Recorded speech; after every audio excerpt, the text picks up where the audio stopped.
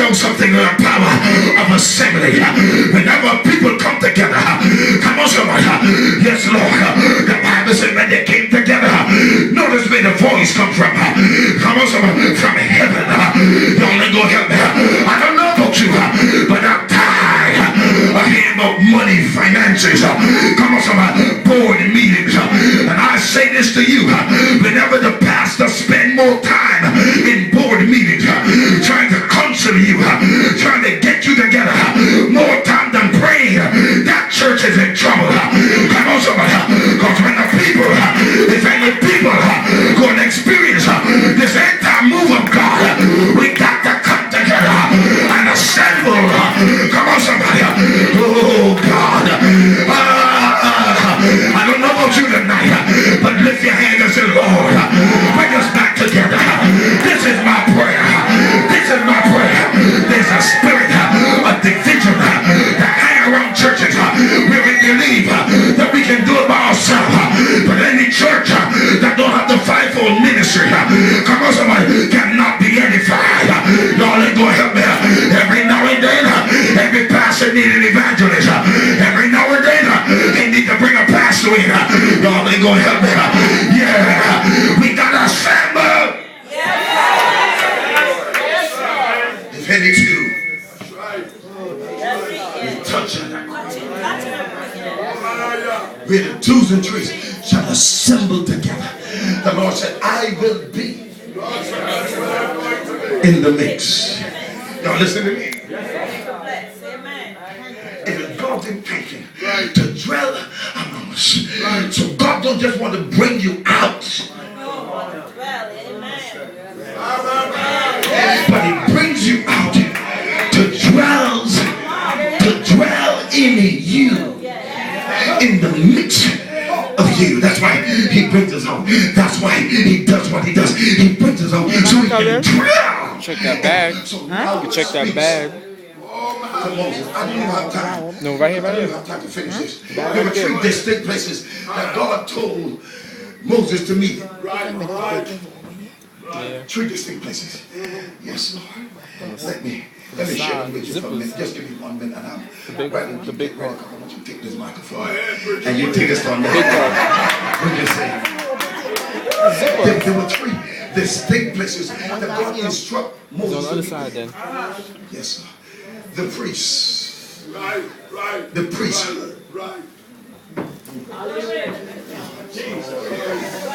Nope. You don't got me.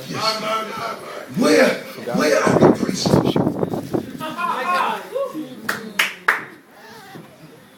Where are the priests? Let me show you something. Listen, the church is Jesus by ownership. It belongs to the pastors by stewardship. It also belongs to the members by membership. Y'all ain't gonna help me. Come on, somebody. Yes, Lord. Yes, Lord. You want to be excited to invite somebody to your church, because where you worship is your place of worship. Come on, somebody. So you know ought not to come to church by yourself. Some of you leave your own children, 5-year-olds, 6-year-olds, 7-year-olds, 12-year-olds, 13-year-olds, 18-year-olds, 25-year-olds, 35-year-olds, 40-year-olds in your house. When you pay the light bill, the water bill, y'all ain't gonna help me. Come on, somebody. Leave them in your house, and you come up to church, and you don't even have control of your own children. Let me tell you something. God don't just want you saved. He wants your son. He wants your daughter. It's from generation to generation.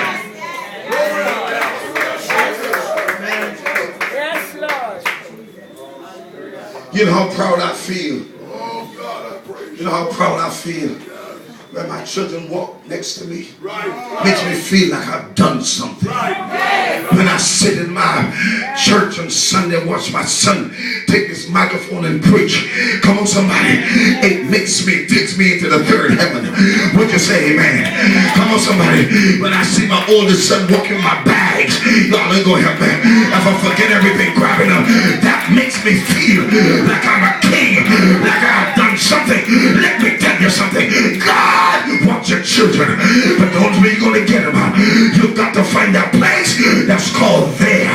And I'm telling you, when you get there, don't get up. Don't come with an our Father which art in heaven, hallowed be thy name, thy kingdom come. That will everybody know that prayer. I am talking about warfare. I'm talking about intercessory prayer, where you're gonna cry, where tears gonna run down your eyes, where you're gonna birth your children from out of you and call them back into the kingdom. Is there anybody here? Come on, somebody. I've got some children that you can't get to come to church. God said the only way it's gonna happen, you gotta find that place that is called there. Yes, Lord, let me finish. Let me forget what the three distinct places. But at this particular place, yes, Lord, the Lord said, Moses, here's where I want you to meet me. Yes, Lord, I'm going to take the Ark of the Covenant.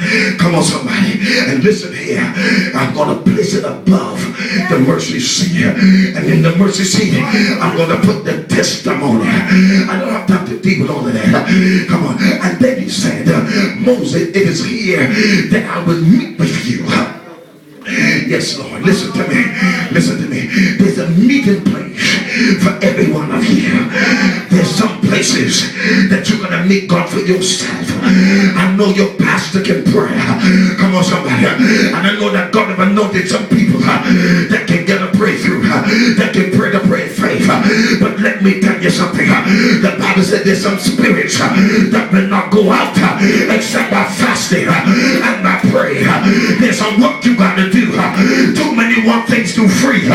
Too many of you here want to get a whole lot from nothing, but nothing from nothing leaves nothing. You don't put nothing in.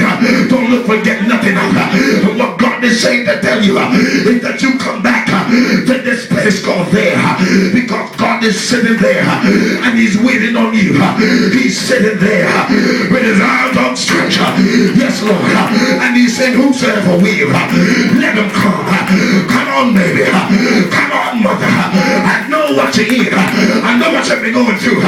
But God is sitting here and he's waiting for you to act. There's nothing else God can do.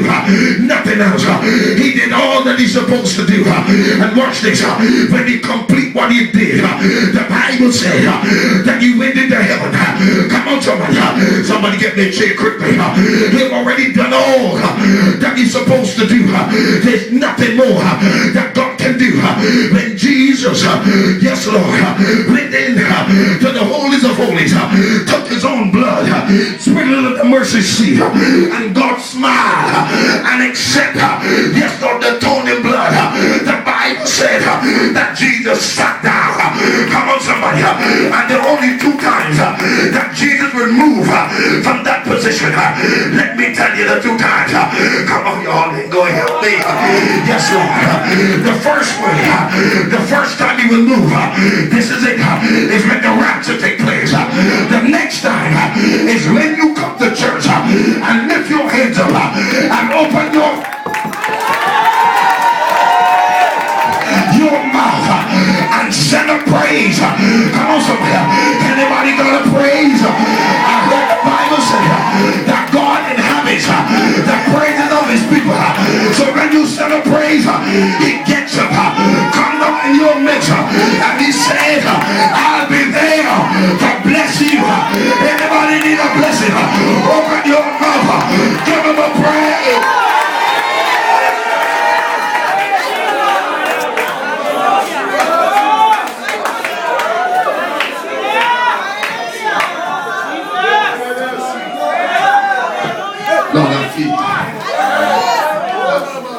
He said, Moses, I'll meet with you there.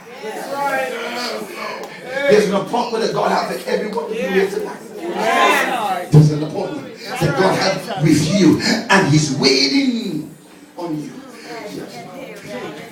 You say, here's you say, I am waiting on God. That's the wrong way. God is waiting. But somebody said, God is waiting on me. He's waiting on me. He's waiting till I get up.